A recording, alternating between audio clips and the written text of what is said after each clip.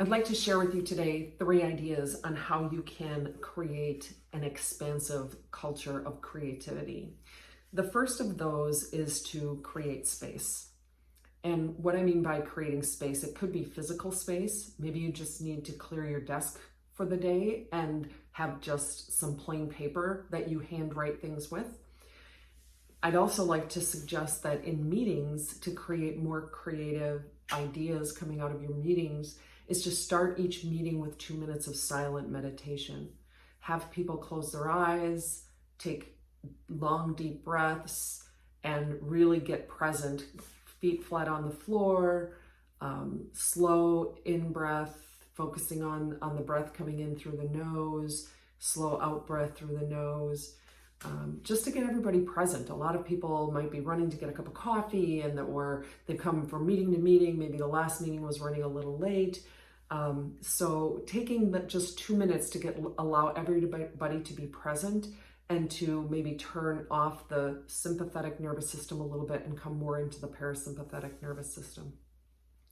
The second one is about the parasympathetic nervous system, is really trying to, if you're trying to create creative energy, we want to make sure that we're not working with anxiety and frustration, that we're really coming from a place of the parasympathetic nervous system where we have the full capacity of all of our organs, especially our brain. When we're in that sympathetic, the sympathetic nervous system, the blood truly rushes to our heart, our lungs, our major muscle groups to allow us to fight or flight.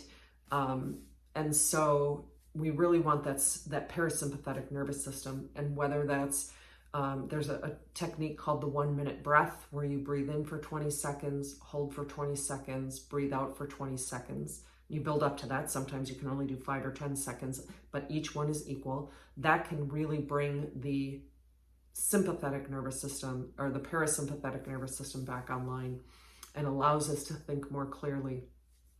The third one is to do some exercises. The third suggestion, to really get you thinking outside the box, or to get your brain thinking differently than it normally does. One exercise could be to write your name with your non-dominant hand, handwrite your name with your non-dominant hand, or to have everyone, if you're all trying to brainstorm a solution, handwrite, don't type, but handwrite 20 ideas, and really try to get everybody to do 20 ideas. Because number one, when you're handwriting, the connection between the brain and your hand and that activity gets the brain thinking differently.